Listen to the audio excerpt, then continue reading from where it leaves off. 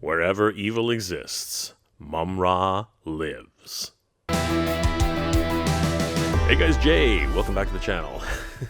Holy crap, everybody.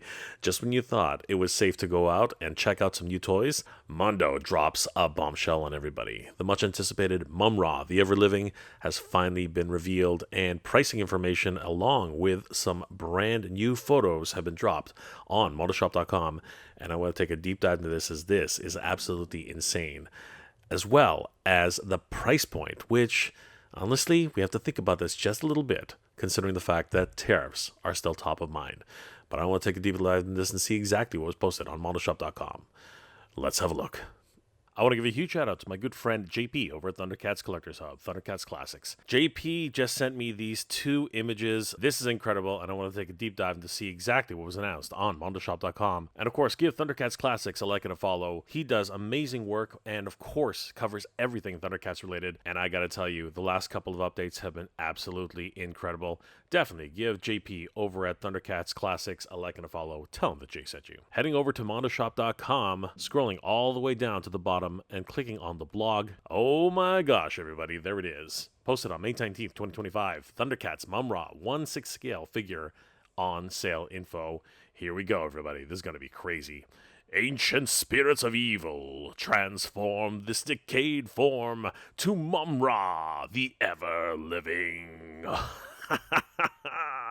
I can't wait to see this guy in action figure form. He's massive and, of course, embodying the ever-living spirit of evil. Let's have a look, everybody. There he is, Mumm-Ra, in his pyramid, standing right behind his sarcophagus effigy, along with the eternal pool. This is ridiculous. I can't believe the work that's been done behind the scenes on this. Obviously, Raul Barrero and his team have been working hard for these photos, and it really does show.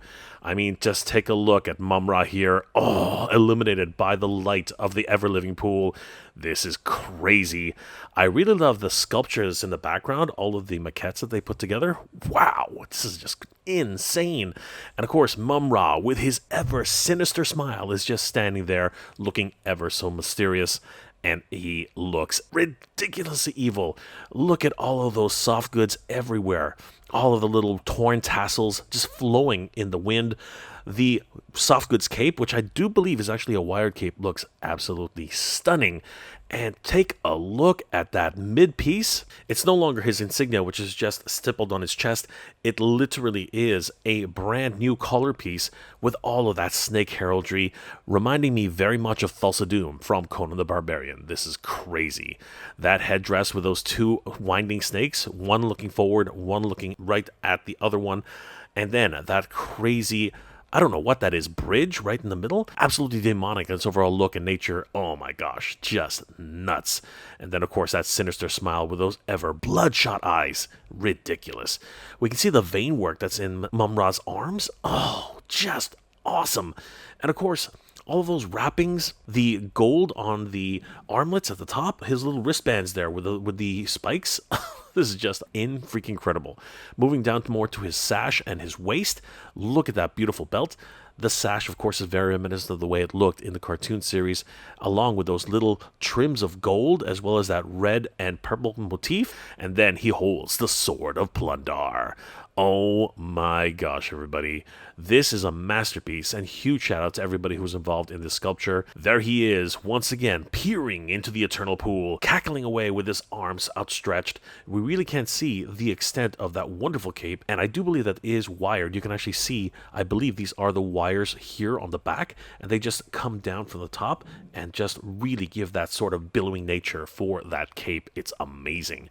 I really do love all the soft goods, including the ones that are right underneath the shin pads. They look absolutely beautiful. And you can, I suppose you can stylize these wrappings any way that you want, and that really is part of the charm of this particular character. Here we see Mumm-Ra, the ever-living, doing battle with Lion-O, Lord of the Thundercats, and the Sword of Plundar, the flames just billowing forth from the blade, really giving it that intense power power, which can only come from the ever-living source of evil. Moving in closer, we do see that his chest actually does have that tattoo, almost as if it's burned right into his chest. That's incredible. He doesn't have his cape, which indicates that it's completely removable, along with that neck piece. I love it. And of course, all of those wonderful wrappings can literally be used to tie up the Sword of Omens, much the same way it happened in the original cartoon series. Zooming out further, we do see that Lion-O is literally dwarfed by Mumm-Ra, the Ever-Living, and he is a force to be reckoned with. Oh my goodness. And if you look closely in the background, you really can't see the work that Raul Barreto and his team have done to create this wonderful atmosphere with the sarcophagus and that effigy which holds that within. And then in the background, you can just catch a glimpse of one of the ancient spirits of evil totems that is in the back. They really have outdone themselves here once again. Bravo to the photography team, Raul Barreto. You guys have done it again. And now we get a glimpse of Mumm-Ra's companion. That's right, it is Ma-Mutt. He looks absolutely stunning. I mean, the sculpture here is ridiculous. He has those jowls, which are just really dripping down, almost as if they're melting. And of course, those wonderful fangs, the gum line, and those deep inset eyes with the little tiny red bead of light. Oh my gosh, this guy's ridiculous.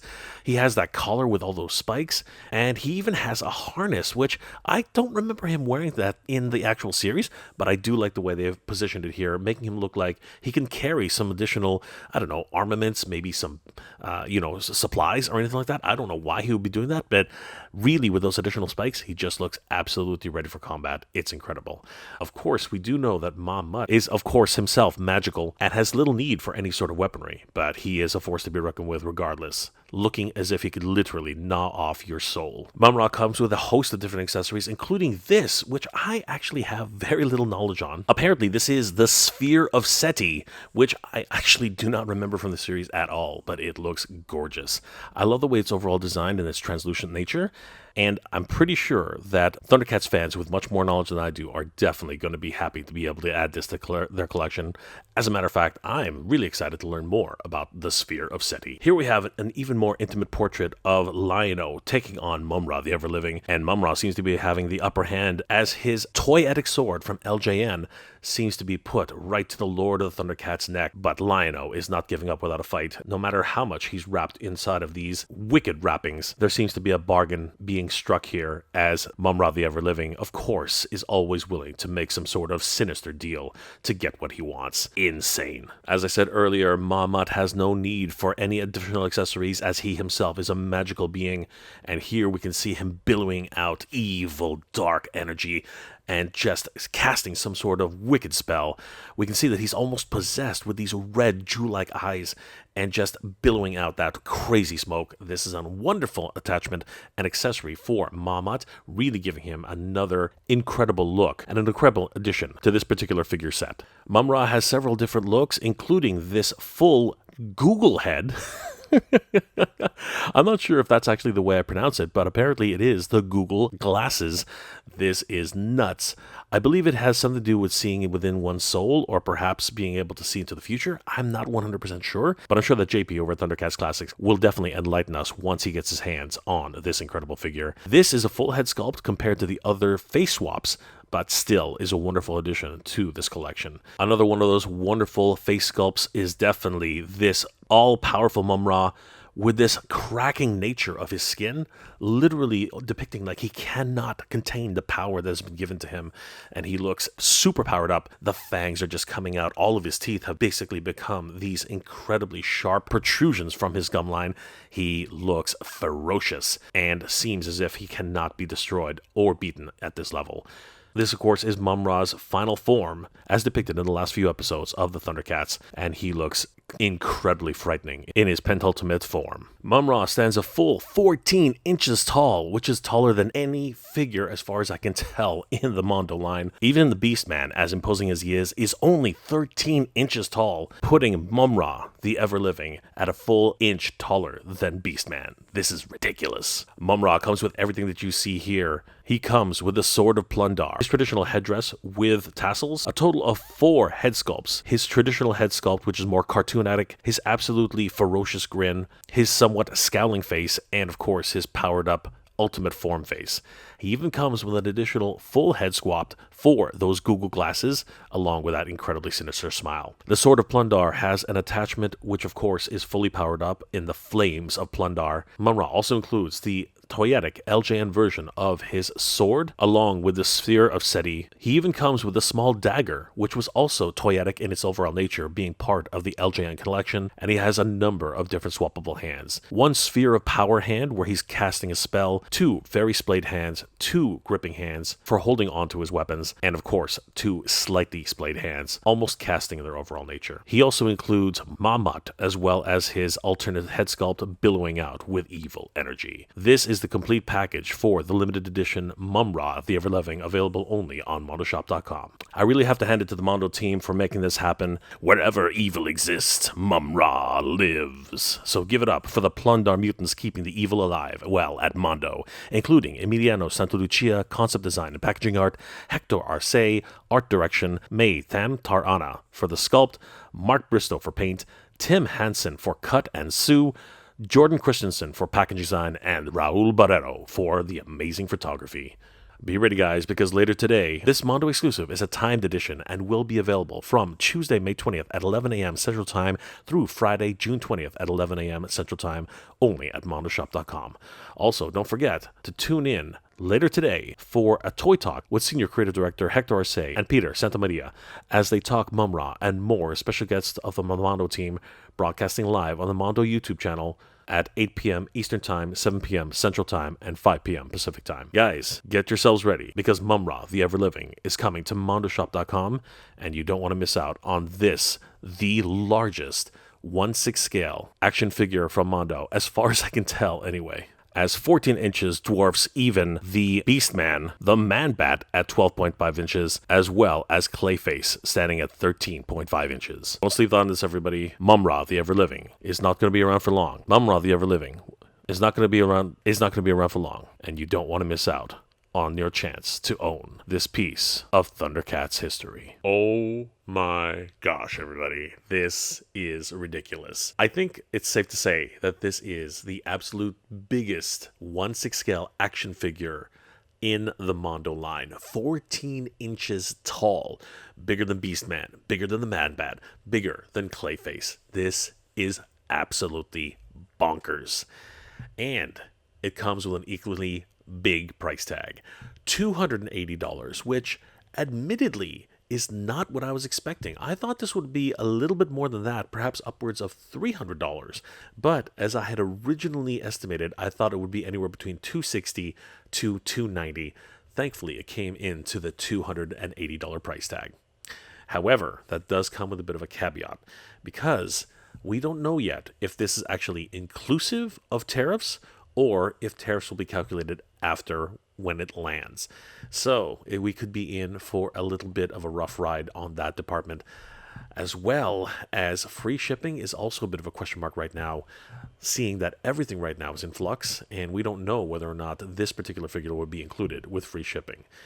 I guess I'll find out later today when the actual figure is put up for sale, and we get to put down our hard-earned cash to pick up Mumm-Ra, the Everliving.